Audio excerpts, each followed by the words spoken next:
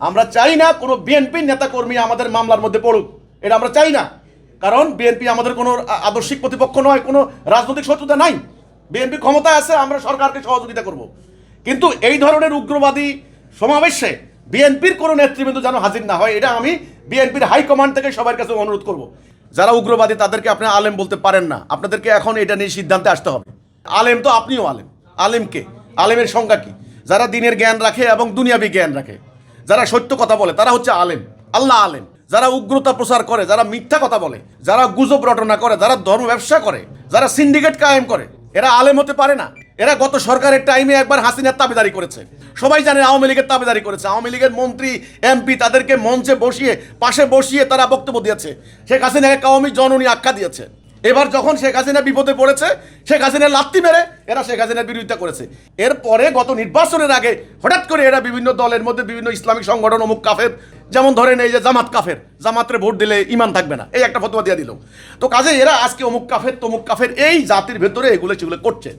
তাদের একটা সিন্ডিকেট আছে, এরা ওয়াজ করে ভাত খায়, এরা বিভিন্ন মাদ্রাসা কায়েম করেছে, এরা হিজবুত তৌহিদকে টার্গেট করেছে। তারা আমরা খবর পেয়েছি যে তারা হিজবুত তৌহিদের বিরুদ্ধে এই মিথ্যা হ্যান্ডবিলটা নিয়ে তারা আলোচনা করবে। এখানে তারা করুক, কিন্তু মিথ্যাচারের বিরুদ্ধে সরকারকে আইনগত ব্যবস্থা নিতে হবে। আমি এখানে বিএনপিকে বলবো, বিএনপির কোনো নেতাকর্মী যেন এই উগ্রবাদীদের সমাবেশে যোগদান না করেন। সেটা হলে কিন্তু দায়, পরবর্তীতে যদি কোনো ঘটনা ঘটে তাহলে বিএনপির যারা যাবেন তাদেরও দায় আছে। আর আমরা আশঙ্কা করছি যে এই ধরনের সমাবেশ করে করে করে করে প্রথমে তারা আলোচনা করবে, মিটিং করবে, পরে নির্দিষ্ট দিনে আমাদের বাড়িঘরে তারা হামলা করবে। এই পর্যন্ত তারা করেছে, এইবারে কিন্তু আমরা ছাড়বো না। কিন্তু কাজে আমরা যদি আইনগত স্টেপ নিতে যাই, আমরা চাই না কোনো বিএনপির নেতাকর্মী আমাদের মামলার মধ্যে পড়ুক, এটা আমরা চাই না। কারণ বিএনপি আমাদের কোনো আদর্শিক প্রতিপক্ষ নয়, কোনো রাজনৈতিক শত্রুতা নাই। বিএনপি ক্ষমতায় আছে, আমরা সরকারকে সহযোগিতা করব।